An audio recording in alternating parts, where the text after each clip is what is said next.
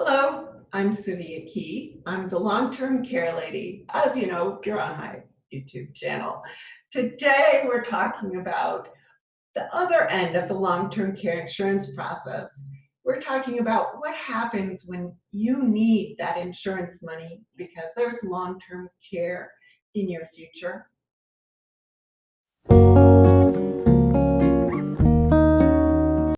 I have with me today Josh Zweibeck. He's with Amada Senior Care, and he's going to help us understand what that process looks like. Can you tell us a little something about Amada, Josh? Yeah, Amada Senior Care. Amada means beloved in Spanish. Was started here when we realized there was really a need for financial care coordination in really the non-medical care market. Financial care coordination can include anything from long-term care insurance, understanding and processing claims, to VA benefits, really putting the whole package together along with providing top quality care. That's wonderful, Josh. I understand that the process can be a little chaotic or confusing at the beginning. Can you tell us, say, for example, tell us something about a recent case? Yeah, the process for families can be not only confusing and chaotic, but very stressful. As you can imagine, some of the families we deal with are going through changes with their loved ones, usually a parent or a grandparent. So the process obviously starts with a phone call. The first thing we do is talk to our clients, try and understand what their needs are. In a recent case, we had a stroke patient who had suffered a pretty severe stroke and was being discharged home. The family was really confused on what their options are, what their needs were.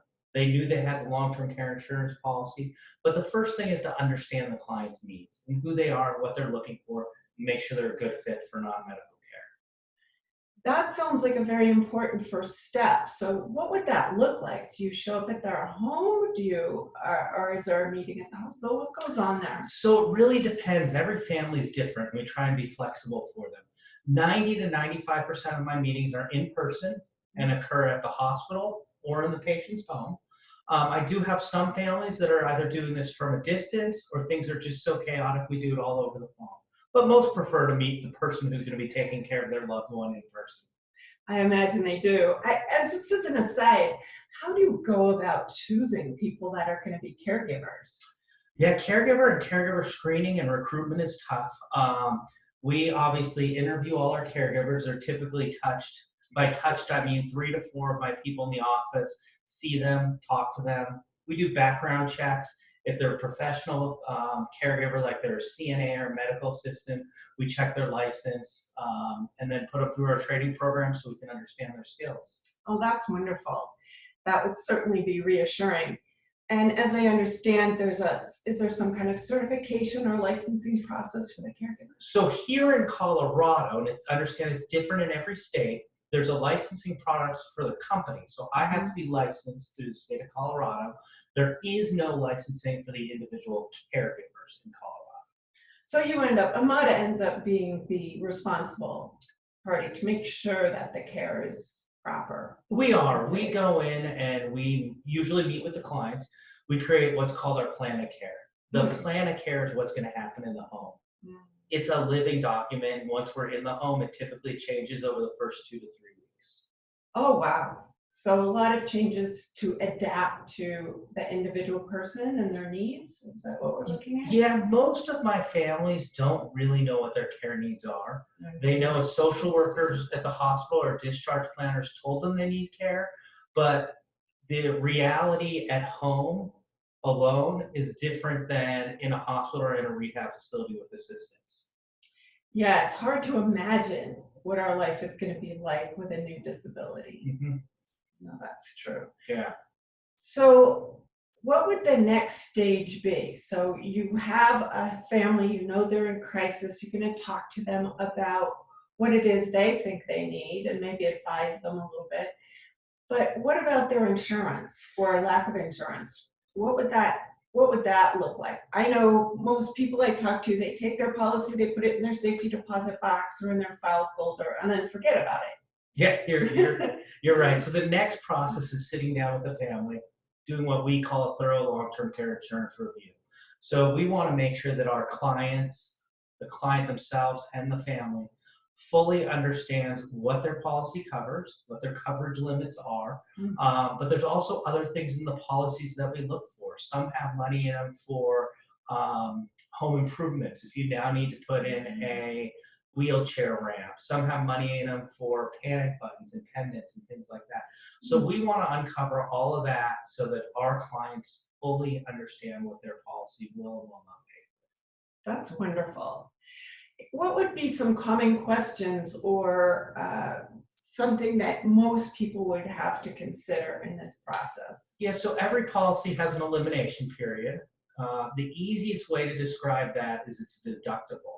But instead of being counted in dollars, it's counted in days. The most typical one I see is 90 days. So people have to know that there is an out-of-pocket period with a long-term care insurance policy. There's also a lot of other benefits we can uncover, including waiver of premium that says once we're using the policy, you no longer pay your premium. And the list goes on and on. So. Yeah, and I know it can be intimidating, so it's wonderful to have folks like you to support the family, someone who's been through it 1,000 times and knows just what to look for. I think the biggest things for families to ask is, what will my policy cover? How long will it cover me for? And really, how many hours a day can I relate to? And I will tell you, my discussions with people with long-term care insurance policies are much different than those without. Do you want to elaborate on that? Well, I think long-term care insurance policy is really valuable when you need to use it. And for somebody looking at spending $4,000, $8,000, $10,000 a month in assisted living or with home care, to have a policy reimbursing 50, 75, 100% of that, not only changes the decision-making process, it also opens opportunities and doors that might not be there for people without long-term care insurance. That's wonderful. In closing, is there anything else you'd advise families, maybe ahead of time or in terms of having some kind of planning in place? Yeah, I think the best thing is know what your parents' wishes are. If something happens to a parent and they're unable to communicate, well, do they want to stay at home? Is there an assisted living they've talked to you about? If they have a long-term care insurance policy, we do all our reviews free of charge. Even if you're not going to get care, we'll come in and we'll review your policy. Do that ahead of time. Call an Amada in your local area, have them come help you understand what your policy coverages are, and really just be in the know of what they want and where everything is. One of the biggest things I see, honestly, is people they know their parents have long-term care insurance policies, but they don't know where the policy is. They don't know who the agent is. And sometimes they don't even know what company it's through. So they have to scour through bank accounts to see where charges